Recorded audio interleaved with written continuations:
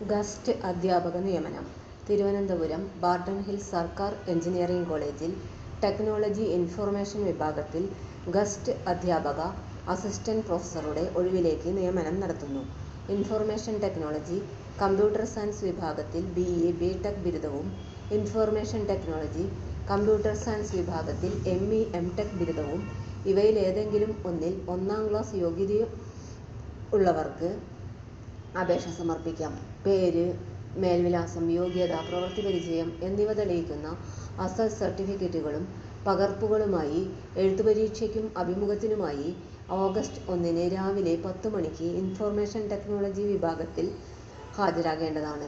കൂടുതൽ വിവരങ്ങൾക്ക് https://www.gecbh.ac.in എന്ന വെബ്സൈറ്റ് സന്ദർശിക്കാവുന്നതാണ്. Phone number 047123004844.